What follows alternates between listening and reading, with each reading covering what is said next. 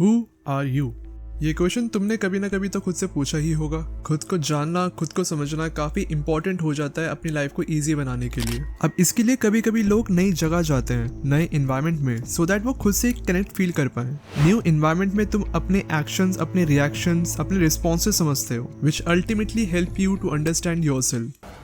Far Cry 3 is a first-person open-world game जहां our protagonist discover himself through the journey on a remote island. वो island जहां there is a diverse wildlife, ruthless pirates and a mysterious tribe. And इन सब के ऊपर you have a goal to save your own friends. I want to go home.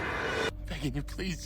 You gotta get me out of here, man. अब इस video में मैं अपने opinions share करूंगा and as you know opinions are subjective and ये video कुछ कम ही लोगों को समझ आएगी क्योंकि दिमाग वाली जनता आजकल कम ही देखने को मिलती है। इमेजिन करो कि तुम्हारी लाइफ में सब कुछ ठीक चल रहा हो और फिर एक दिन तुम्हें अचानक एक ऐसे आइलैंड में छोड़ दिया जाता है जहाँ तुम्हें सर्वाइव करने के लिए कुछ भी करना होता है। फार क्राई 3 में ये जर्नी है जेसन ब्रॉडी की, a young guy who thinks he is escaping but ends up in a loop of violence and survival.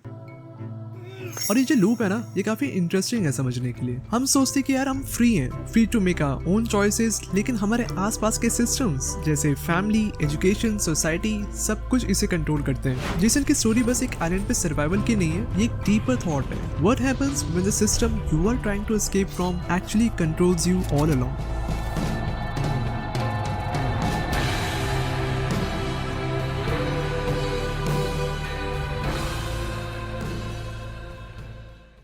Jason की लाइफ पहले काफी सिंपल थी। बंदा वेकेशन पर था, पार्टीज कर रहा था, बस अपनी ही लाइफ में चल। फिर यार ये एक आइलैंड पे आता है, तब से भाई की पूरी लाइफ चेंज हो जाती है। हम देखते हैं कि कैसे जेसन स्टार्टिंग में इतना कंफ्यूज एंड डरा हुआ था कि उसके साथ ये क्या हो रहा है। Holy shit. Oh God, I can't do this, Grant. But later on, he get used to it. He start adapting to the cycle of violence and survival. अब यार ये जो ट्रांसफॉर्मेशन है ना, ये हमें रियल लाइफ में भी देखने को मिलती है। हम कैसे नेचुरली एडजस्ट होने लग जाते हैं, अपनी खुद की वैल्यूज को चेंज करते हैं just to fit in some rules. पहली बार जब जेसन किल करता है ना, उसके साथ एक हेजिटेशन क्लियरली दिखाई देती है।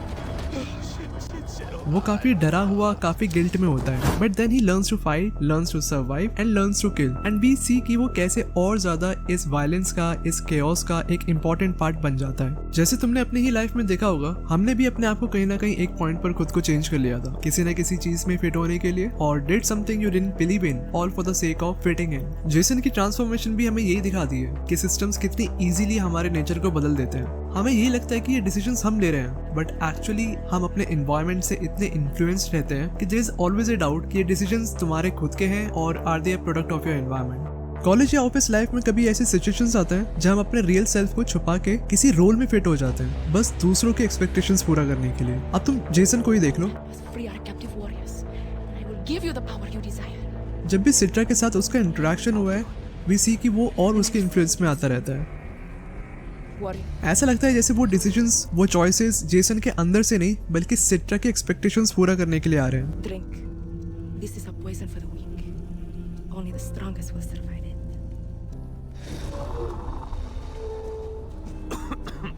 Follow the path. अब यही चीज हम अपने साथ भी देखते हैं जब हम फैमिली या सोसाइटी के डिमांड्स को पूरा करते हैं। ये डिसीजंस, ये चॉइसेस जो कभी कभी हमारे लिए इतने इंपॉर्टेंट बन जाते हैं, क्या ये हमारे खुद के हैं? So are we really making free choices? या हम भी बस वो रोल्स प्ले कर रहे हैं जो सोसाइटी ने हमारे लिए बनाए हैं? Do free choices even exist? What do you think? अब यार ये आइकॉनिक सीन तो सबको याद होगा। Did I ever tell you the definition of insanity? वास की ये लेजेंडरी लाइन तो भाई काफी एक्सटेंट तक आजकल के सिचुएशंस को रिफ्लेक्ट करती है। मिस्टर वास का कहना था, insanity is doing the same thing over and over again and expecting different results. Jason को लगता है कि वो सिस्टम से भाग रहा है, बट ऑन ईच स्टेप वो और ज्यादा उस साइकिल का पार्ट बन रहा था एंड एक्सपेक्ट कर रहा था कि शायद अब एक एस्केप मिले। जैसे हमारी लाइफ में भी जब हम अपने डेली रूटीन या कुछ हैबिट से भागकर चेंज चाहते हैं, इवन देन वी रियलाइज कि अभी भी उस साइकिल में हम फंसे हुए हैं। And then I started seeing it everywhere I looked, all these fucking pricks. Everywhere I looked, doing the exact same fucking thing. Over and over and over and over and over again. Thinking, this time it's gonna be different. No, please. This time it's gonna be different. जब हम political या corporate landscape को देखते हैं, then ये repetition of cycle हमें clearly दिखाई देती है। अब जैसे पॉलिटिशियंस बार बार वैसे ही प्रोमिसेस करते हैं और हम एक्सपेक्ट करते हैं कि सब कुछ बदलेगा, लेकिन एंड में वो same cycle of corruption, the same cycle of operation, वो सब चीज़ रिपीट होती है। जब तुम्हें लगता है कि बस अब नेक्स्ट प्रमोशन तक फाइट मार लेता हूँ या थोड़ा सा और हसल कर लेता हूँ, देन सब कुछ इजी हो जाएगा, सब कुछ मेरे फेवर में हो जाएगा। बट तुम्हें बाद में रियलाइज होता है कि तो यार अब और ज्यादा घिसने वाले हो तुम।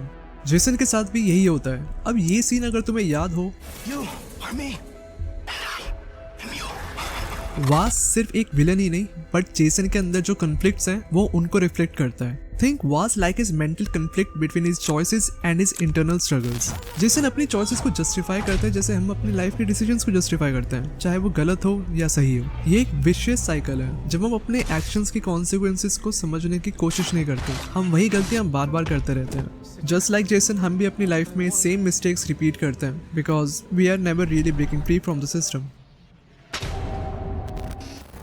गेम के बीच में ही जेसन को लगता है कि शायद अब वो फ्री हो गया and now he can go back to his home, but उसके साथ कुछ और ही कहानी होती है एंड वो जल्दी रियलाइज कर लेता है कि यार this freedom is just an illusion. वो जितना ज्यादा फाइट करता है to escape from this island, उतना ही ज्यादा वो उन लोगों जैसा बन रहा होता है। और ये सब हमारी भी लाइफ में होता है भाई। हम सोचते हैं कि हम फ्री हैं, कोई जॉब या रिलेशनशिप को छोड़ के अपनी लाइफ में पीस लेकर आएंगे, लेकिन यार एंड में हम सब उसी लूप में फंस जाते हैं। एक सीन में जेसन सिट्रा से बात करते हुए कहता है आई वॉन्ट पीस, बट सिट्रा का रिप्लाई क्या होता है, पीस इज अ लाई। अब भाई ये लाइन इतनी फैसिनेटिंग है ना सोचने के लिए। अभी जैसे सिचुएशंस चल रही हैं between India and Pakistan, I can only say to establish peace one must break peace. So if you see, peace is just an illusion, it's always a chaos.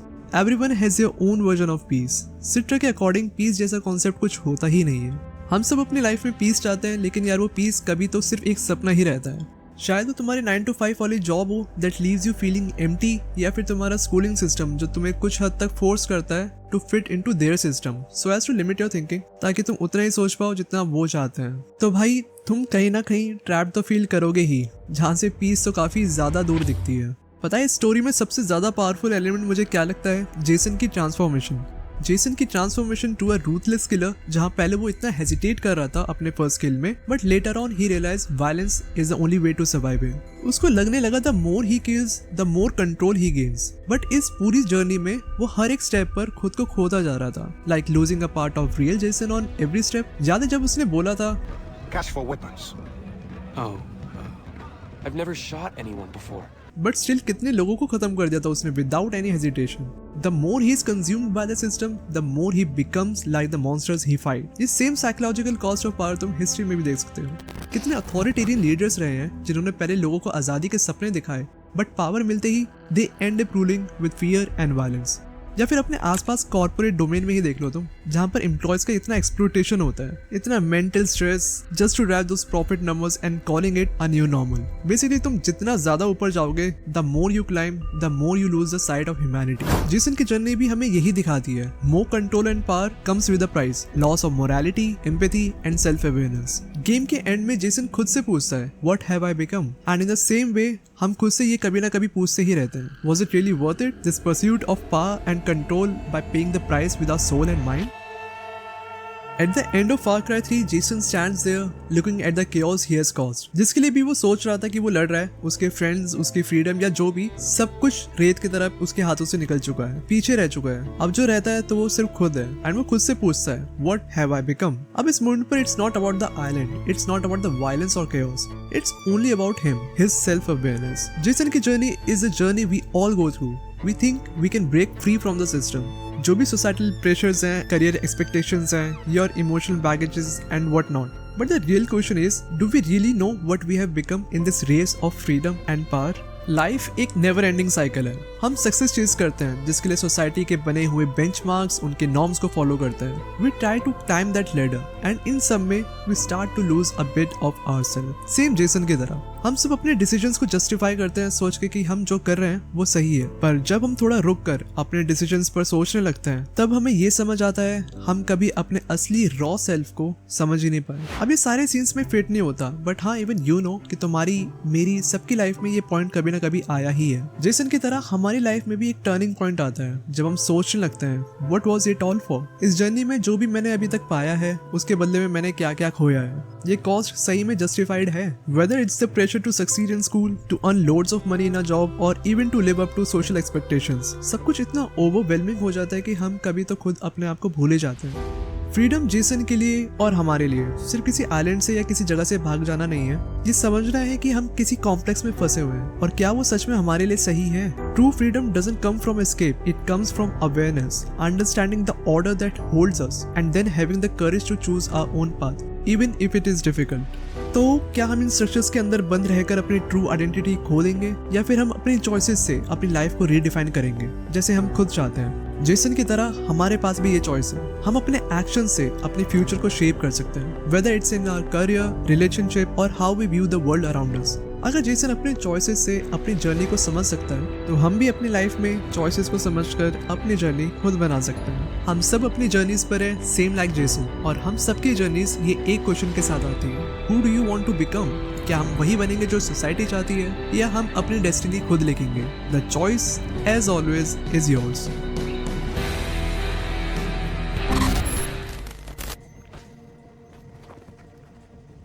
Did I ever tell you the definition of insanity?